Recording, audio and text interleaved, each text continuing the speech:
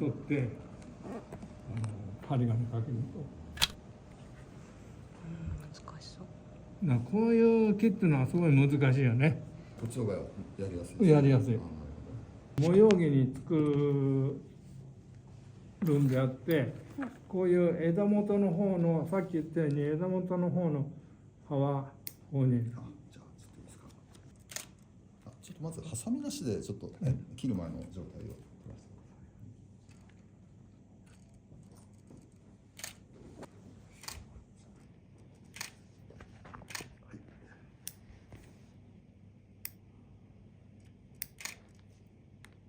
結構刃先だけになっちゃう感じですね。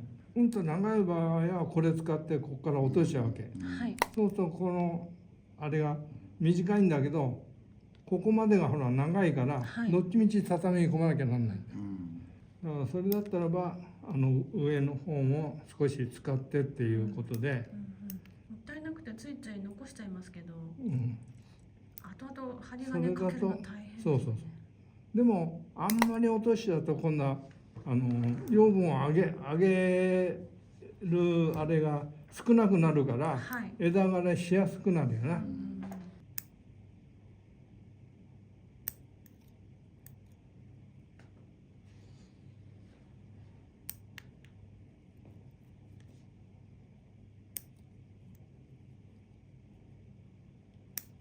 枯れたですか。これは枯れちゃってる。ほんで針金かけるときはこの枝に対してさ、表と裏があるじゃん。こっちが今のこの枝だと表なんだよね。こういうふうに針金をかけなきゃならないから、そうしたら裏のこういうやつはさ、下向きの葉っぱを落としておいた。針金かけて逆になる場合もあるけどさ、ほとんど裏と表はなるべく変えない方が針金かけた時に綺麗に見えるんだよ。やっぱり日の当たってる方と当たらない方だから艶が違うじゃない。針金かけた時に逆転させないっていうことなんですね。でもなかなかねそうもいかないんでな。一回転させないと今度は表に上がってこないんだよ。これが今年伸びた芽なんでね。だからこれだとこの辺に枝数が多いから今年の伸びた芽はカットすると。そんで元枝の方を残すと。だいたい古葉とかいらない葉は落とした感じになるね。だいぶさっぱりしたと思うんだ。ほんでこれから針金かけっていうことで。この状態でちょっと取らせていただいていいですか。わかる？これほらこの枝が上だから表。ほんでこれが裏の枝だからさ、こういうのはいらないんだよ。これが上向き？そう、これ上向きで、これがこの枝の全長なんでね。結構太いですね。でも結構楽にかけられる。かけるさんなんかスイスイかけるから。地際に近いところで曲げたいですよね。巻きつけたいですよね。そうしないとこの一番下の曲がさ、大きくなっちゃうじゃん。それでこういうふうにかけた時にここのところが針金がほら浮いちゃってんだよね。これがほら入っちゃう。でこの時はこのプライヤーで少し。しっかりね。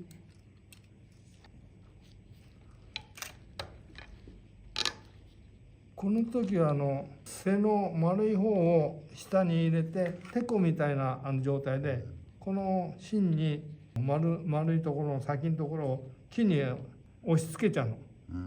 そんでこういうふうに丸めてくると楽に木に巻きつくから。結構しっかりぴったり巻きつける感じですよね。そうしないとやっぱしあと大変だからさ、効かないじゃない。面倒だけど後が楽なんでね。ちょっと密着させたところを座って飛ばして飛ばさせてください。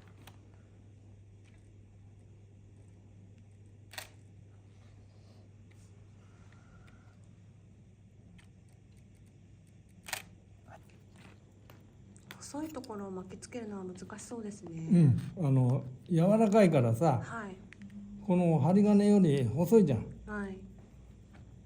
でもやっぱり最後まで枝先まで芯の部分はかけた方がいいですか？かけた方が今度は畳む時に楽だよね。針金が途中でほらあれ短かったりしてさ、はい。途中までしかかけられないからちょっともうこの太さじゃなくてこの2ミリか2.5ミリぐらいのあれで先をかけてあげれば、この枝が柔らかいと枝に密着しにくいんだよな。はい、難しいです。じゃあ難しい人は途中までこの太さにして、先の方は、掛け替えるといいですかね。手じゃ無理ですね。やっぱこのプライヤーがあるから。こんな感じで一応芯が針金かけ終わったと。で今度は枝に針金をかける作業に入ります。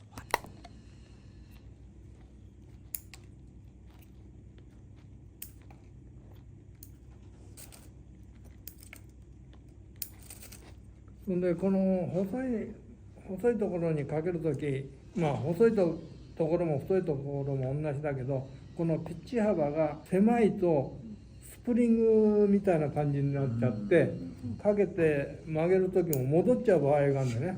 だからある程度ピッチ幅を広げたりかけると。なるほど。今の言葉がまさしく私。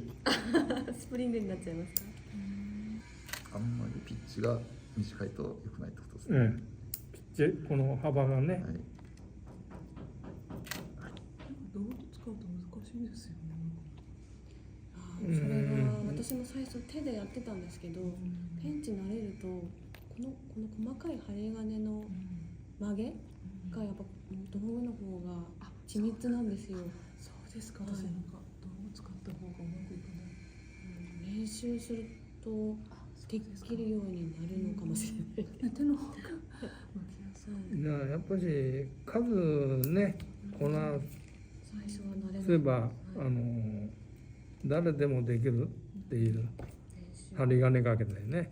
いやできないで終わっちゃうともうそれっきりになっちゃうからさ、初めはやっぱり誰でも難しく感じるけど、でも手でやった方が早いし楽だわと思うんですよ最初は。それとあとこういう細かいところは指がなかなか入らないじゃない。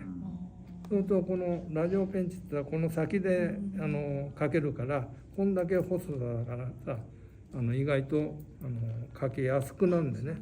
これはほらこういう素材で芯も曲がってるし枝もこうにくねっちゃってるからすごく巻きづらいんでね。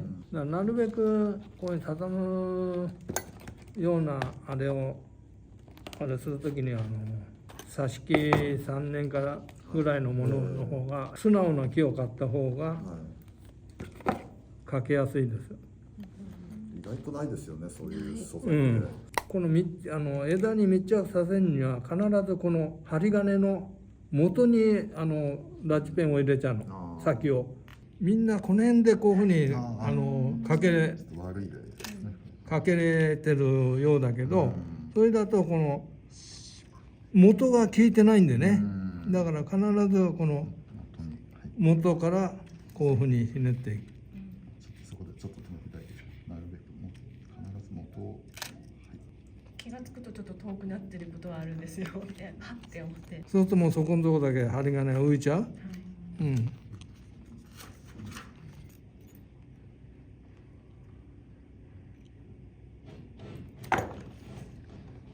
そんでこの枝先は葉が密集してるから、この葉に針金かけるときに葉まで針金で巻いちゃう場合があると見苦しくなっちゃうんでね。だからこの時に必ずこの葉と枝の間に針金を入れて。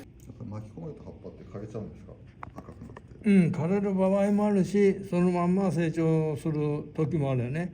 この時にね細いからさ、針金を巻いてると裏と表が逆転になる場合があるんだね。だから必ずここのところで押さえながら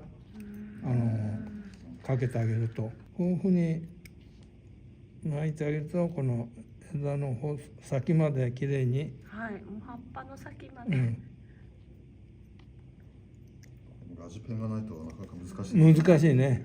手だ。そこまでかけるん本ですか。当に葉っぱの先、こういうふうにかけてあると、これはもうラジペンの力だよね。篠宮さんもどうやったらこう雑誌ではい。読者の方に分かってもらうかっていう工夫をしながらね撮影されてるんですよね。そうなんですよ。やっ角度とか。ぱり写真だけじゃなかなか難しいんで、そうですね。ちょっと動画とコラボしないとなと思って。また動画とはね違いますもんね。うん紙面の良さもあると思うんですけど。そうですね。まあ動画で大体のところを掴んでもらって、紙面でじっくり理解してもらうと、いいですね。一番理想的かなと思うんはいはい。ですけど。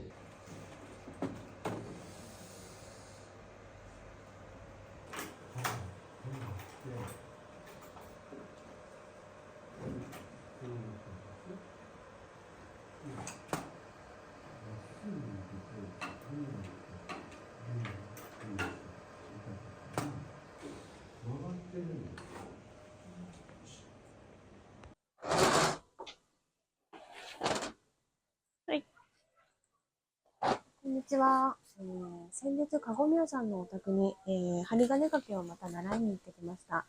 盆栽世界さんとのコラボじゃないんですけど、お手伝いということで行ってきて、一連の作業を撮影、ちょっと分かりにくかったと思うんですけど、かごみやさんの手の仕事、撮影して、きました。それで、針金掛けが終わって、針金巻きつけるのが終わって、静止、曲げるところをですね、すっかり取り忘れて、夢中になってすっかり取り忘れてしまいました。